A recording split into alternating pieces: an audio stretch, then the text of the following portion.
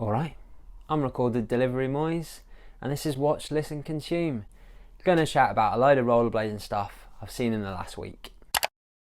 Terry's Chocolate Orange, Orange Chocolate Club Biscuits, Robbie Pitts, and Orange Wheel Company. Just a few of the orange things that I really like. Full transparency, this is a paid promotion, but if I didn't like it, I wouldn't have done it anyway. So the mysterious orange moon that I posted up last week was a hint towards Justin Barr of the Moon News and his collaboration with Orange Wheel Company, Orangemoon, and it drops today. There's a pop-up online store featuring 15 items that Justin has designed for Orange Wheel Company. There is a ruck of really good stuff in there. There's long sleeves, jumpers, hoodies, because it's getting pretty Baltic out there. If you've just shaved your head and then you've caught your reflection and been like, oh crap, I forgot that my head actually looks like a peanut, and you need something to cover it up, they've got loads of hats, man. They've got beanies, they've got snapbacks, they've got dad hats, mate. Get that thing covered up. Justin Barr's a creative bloke, and that's reflected in the t-shirts. He's not gone for like the lowest common denominator like some rollerblading brands do, like writing rollerblade all over it so you get that audience. Nah, man, he's been clever about it. He's put some thought into it. What I particularly like is that every t-shirt in the line, every design has a bit of a story behind it. If you head on over to orangemoon.bigcartel.com/about, there's a whole breakdown there, a whole story and background as to how this line came about. There's everything in there from the clip hunter, the Gonz Orange logo. There's a groove cruising, which is a really interesting one. Justin kind of felt like the two he designed before that were maybe a little bit too easy, wanted to apply himself a bit more, test himself, get some more detail in there. What's really cool about this is that every element is like a callback to a drawing or series he's done before, and he even loops it back round to the idea of the clip hunter. You've got the Swedish chef in there, he's looking absolutely over the moon with his fat orange. You've got the orange twist logo. Then there's the juice versus the squeeze, which is this one. Give you an eyeful of the back there with Jeff Phillip on it. So this is a bit of a collaboration between Justin and Jeff, who rides for Orange Wheel Company. They're good pals. They had a sit down, had a chat about some ideas. Common phrase that they use when they're out skating is the juice worth the squeeze. That's like in reference to say like a trick, like is this trick really worth doing? Like I know I can do it, but is it actually worth doing, man? I really like that concept. It's really funny. They've translated that into this t-shirt. You've got Jeff in one of them absolutely squeezing the life out of an orange but getting barely anything, and then the opposite of that, this guy just giving it a little bit of a delicate touch, just what's needed, and he's got a whole cup full of juice there. He's ready to go. There's also the crescent moon logo and the orange moon text, which has got a great story behind it as well. I'll leave you to discover that on the page. Fresh off getting a pro model skate, Pat Ridder's also got a collaboration t-shirt with Edo, so it's stay activated, got that activated in like a swirly kind of warped text. Really interesting and cool, man. Love seeing t-shirts like that. Great designs, man. That t-shirt is fairly limited, so like think fast and get over there and grab one if you want it. Also limited are these new Kyle Sola Frames. So you've got them in anodized blue and anodized orange. Man, I used to love this kind of stuff when I was a kid. I think I was just attracted to anything that was a little bit shiny. Out here acting like a magpie. I was like, oh man, look at that. These are lovely. You've got the blue are for the like street frames, and then you've got the orange for the free ride frames. Kind of remind me a little bit of those shiny football stickers, man, from when I was a kid. Got. Oof, need. Oh, trade you for David Batty, yeah? We got a deal. Hayden Ball has bagged himself a position on the Red Wheel team, and he's had a fairly busy year, like with the Dusty Denim and that edit he released, which was like rowdy. Nice one to him. BHC have released the Collegiate Hoody. This is a nod, like a homage to an old England hoodie. Man, I used to have that England hoodie, but for whatever reason, I got it in like triple XL or something. I was absolutely drowning in fabric. USD are just about to release a new Aeon 80mm wheels, 4 of them. ABEC 9 bearings as well. Do you really need to go that fast? What's your game? The friggin' hell do you need that much speed for? You're getting chased by a friggin' coyote or something. I want to enjoy the grind, like. I just want to bomb it at it, touch it, and then I'm off the other friggin' end. I'm just going to drop in here, watch the play after that. Honestly don't know, I'm just out of control because I'm going way too fast. I'll probably end up in the roof or something. 80mm flat. You're pretending to be a fighter jet or something. What's going on? Sam Croft has definitely got something to do with this, hasn't he? He loves going fast. That's what he does. He bombs around base 66 and pretends he's a plane. Madness. But I bet they're mega smooth and mega enjoyable.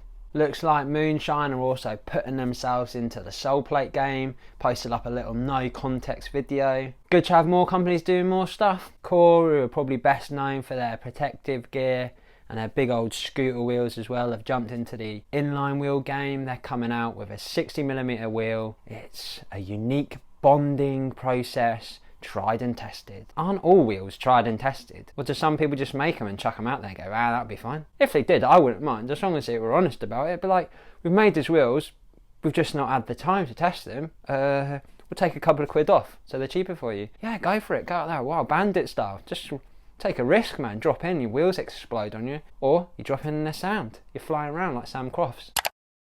You know, I was talking about like people getting their knees out last week and flaunting them.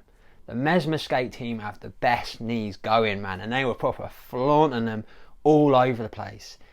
This edit, oh my god, it's absolutely insane. So good, like, just like their team is incredible. From manager to AM, like all the way through, just top quality skaters. They all bring something really exciting new. All the marketing around this has been great. The energy is incredible. It seems like the team really like thrive off each other. There's bits where you see like Dom or Levy skating like the same or similar spot, and they just seem to be like getting a real vibe off each other. You've got John in there who's skating is just insane at the moment. Feels like he can just like do absolutely anything and make it look great. It'd be like, oh, there's one ledge here, but his mind's going, oh, hang about, I can connect that with this, I can do that. He's fully involved in like the newer style of skating as well. He's just taken that on board and adopted it all. And that's why he's so good, and that's why people love him, like, because he's got that ability and he looks like he's having the best time ever. Like, Mark Marino's got the skills there as well, great with the editing. It just gets more and more exciting. Everything Mesmer does. Is John Bellino the best skater right now? Seoa is a style master. And she's only a young kid. She's definitely the future of rollerblading. It's wild what she can do and how well she does it.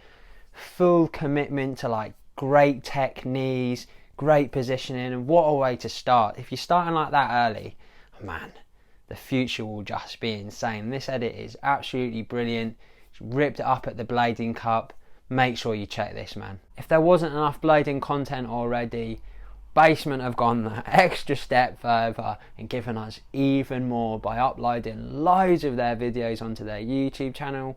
Honestly, there is a ruck of stuff in there. There's like 18 plus, there's more form, there's fish guy 4s. Get on there and just give yourself an education, man. Absolute ripper. Martin Gade has got an edit coming out called Boundaries. Really excited to see it. I was hoping it was going to be live before I recorded this, because I'm recording this on Saturday, but it wasn't. It is due to be out on Saturday, so it's probably out now. Mate, it's bound to be good. Go and check it out. Junkyu Park, aka J Cabot, 19 seconds, 2 wallies. Absolutely bloody brilliant, man. I love his skating. La Crew, Argentina have posted up Caravana tour. Mate, the soundtrack on this is absolutely wicked, man. Really nice feeling to this skating. In Argentina, they're always like suffering with like their currency being like devalued, which means it's like dead tricky to get skate stuff over there, and they don't really have any skate shops about. So get on over there, man. Give this a viewing, give them some love, throw them a little bit of support, man. I've always thought the blading podcasts we have bring a lot of value, but just get nowhere near the attention they deserve. Like, hence me like creating this section, listen, and man, this is an absolutely shining example of a great podcast, of a great interview. And what's particularly nice is that it seems like everybody else has cottoned onto this as well. I'm just going to read a few of the comments. This was one of the best interviews so far! Exclamation mark. Love this. Everything Billy touches is gold. So glad we still have him in blading. Good questions from Jan, and really enjoyed Billy's in-depth answers. First blading podcast I've heard in a while, with actual insights and informative stories. Oof, that one's a bit of like shots fired and a little bit sassy as well. Appreciate both of you for this one. What a podcast! That's what I needed to watch / listen. Enjoyed every second of it. Thanks to you, Brackets and Billy too. Oi oi. MC nice comment. DJ hit the like button. Keep it going. 2 black love hearts. That was fucking brilliant. And there's loads more comments in a really similar vein, everybody being like it's the best interview ever. If you've not guessed already, it's Billy O'Neill up on the Then and Now podcast by Jan Welsh. Echoing what a lot of people said in the comments, the interview was really insightful. Billy's gone into some great depth, and man, they cover a broad range of subjects. Right? There's obviously Mesmer in there, Billy skating, injuries, drumming, making money outside of rollerblading, just life in general. Honestly, it's freaking a great interview. Get on over there. Get the numbers run up on this, man. Show support for interviews. Get on all the other podcasts as well, man. They are really great. And that's it, man. Rollerblading feels like it's in a really good place right now. Feels like there's new stuff happening all the time. I mean, I hope that isn't just a feeling, and I hope that is the reality of the situation. How things are picking up. Get involved, man. Support the people you love and the companies you think are doing it really well. Always throw in comments and likes and stuff like that, you know. Get after those algorithms, keep cheering people on, support the people doing it right, man. If you're into what I'm doing, give us a like, give us a share, chat a load of breeze in the comments. I try to reply to as many people as I can. You can support me out with like Patreon and this PayPal donation thing I've got going. And I'll do it all again next week. Spotty Dog.